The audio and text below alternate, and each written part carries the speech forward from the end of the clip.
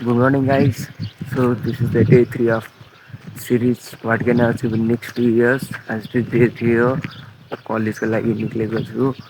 आज ब्राजिलको म्याच नै छ। अब कलेज जाँदाखेरि हेर्छु। अहिले अब यो भिडियो बनाइसकेपछि फेरि हेर्ने बाँकी छ। सो साथीले मलाई यहाँ क्यामेरा सम्बन्ध सिकाइसकेको छ। साथी क्लास कस्तो गयो आज?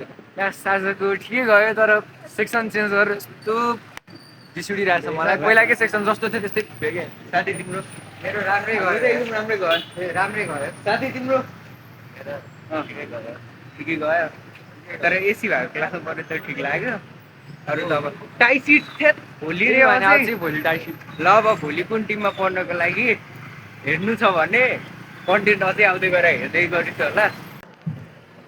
आज अलि धेरै नै एक्साइटेड थिएँ। त्यो आज टाइसिट हुन्छ टिमहरू के हुन्छ भनेर धेरै एक्साइटेड थिएँ। तर कलेजमा गएर थाहा भयो कि केही टेक्निकल इस्यु आएर आज त्यो टाइसिटको प्लान क्यान्सल भयो। अब भोलि हुन्छ। अब भोलि हेर्नुपर्छ कुन कुन गेममा छु। हाम्रो टिम आजको म्याच ब्राजिलले जितेको थियो, त्यही भएर जर्सी लगाएर हिँड्न नि अलिकति सानै बढाएको थियो। को ब्राजिलको फ्यान हो लेट मी नो। भोलि टाइसिटमा नि ब्राजिलै परोस् भन्ने छ। भोलि ब्राजिल पऱ्यो भने झन् राम्रो हुन्छ। अब हेरौँ भोलि के पर्छ।